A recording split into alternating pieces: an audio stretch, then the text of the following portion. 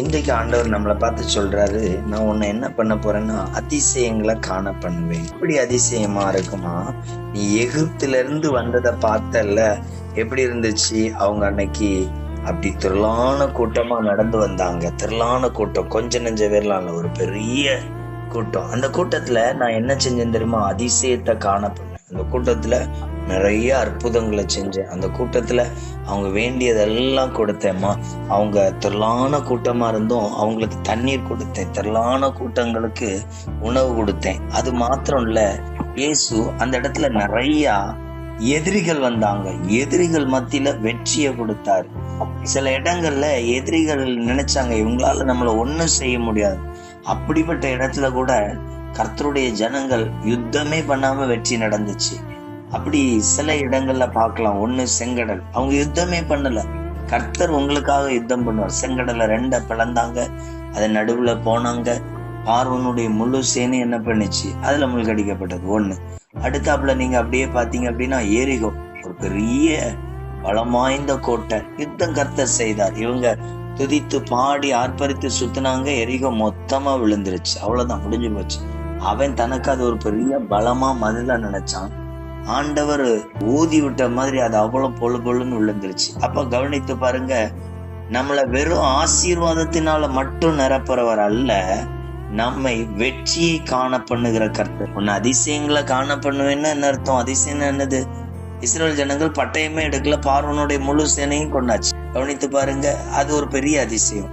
செங்கடலுக்கு முன்னால இருக்கிறாங்க, செங்கடல் அவங்களுக்கு அந்த இடத்துல ஒரு புதிய டோரே உண்டாகுது. அப்ப யோசித்து பாருங்க, அது அதிசயம். அடுத்தது அவங்களுக்கு பசி, இப்ப அடுத்தது சாப்பிடணும். வானத்துல இருந்து மண்ணா பொழியுது, அதுக்கு ஒரு ரூல்ஸ். இன்னைக்கு இவ்வளவு என்ன பண்ணிக்க, எடுத்துக்க. அது அவ்வளோ, அவங்க சொல்றாங்க அவ்வளோ ருசி, அவ்வளோ டேஸ்ட், அவ்வளோ ருசி உள்ள அந்த டேஸ்டுக்கு காரணம் என்ன? ஆண்டவர் கொடுத்தார். இன்னைக்கு நம்மளையும் கவனிச்சு கொள்ளுங்க. நம்ம வாழ்க்கையில இன்னைக்கு ரொம்ப ஒரு மன கவலை, ஒரு போராட்டத்துக்குள்ள இருக்கீங்களா? கலங்காதீங்க. ஆண்டவர் உங்களுக்கு அதிசயங்களை காண பண்ண போறார். சரி, வார்த்தைலாம் நல்லாதான் இருக்கு, அது நடக்குமா? அதிசயம் வருமா? அதிசயம் இடுங்கம்மா? வசனத்தை மட்டும் சொன்னா போதும், அற்புதத்தை ஆண்டவர் போய் செய்வார். நமக்கு முன்பாக எந்த நெருக்கமா இருக்கட்டும் எல்லாத்தையும் மாற்றிடுவார். வசனம் சொல்றது, நான் உன்னை எந்த இடத்துலயும் என்ன பண்றது இல்ல, வெட்கப்பட்டு போக விடுறதே இல்லை. ஏன்னா இன்னைக்கு நம்ம ஜெபம் பண்ணும் பொழுது எப்படி ஜெபம் பண்ணிருக்கோம்? ஆண்டவருடைய கரத்துல ஒப்பு கொடுத்திருக்கிறோம். அவர் பார்த்துக்குவார். அவர் உங்களுக்கு நேர்த்தியா நடத்துவார். அவர் உங்களுக்கு நன்மையானதை நடத்துவார்.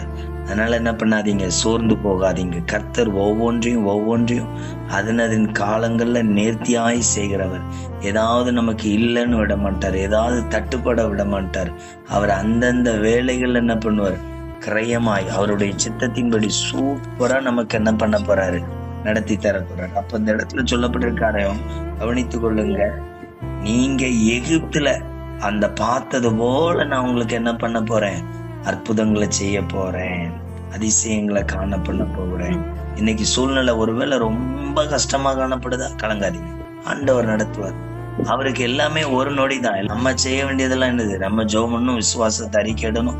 அறிக்கையிடும் பொழுது கர்த்தர் நம் நடுவில் அற்புதங்களை செய்வார். கர்த்தர் நம் நடுவில் பெரிய பெரிய அதிசயங்களை என்ன பண்ணுவாரு? செய்வார். இந்த வார்த்தையின்படி கர்த்தர் உங்க ஒவ்வொருவரையும் என்ன பண்ணுவாரு? ஆசீர்வதிப்பார்.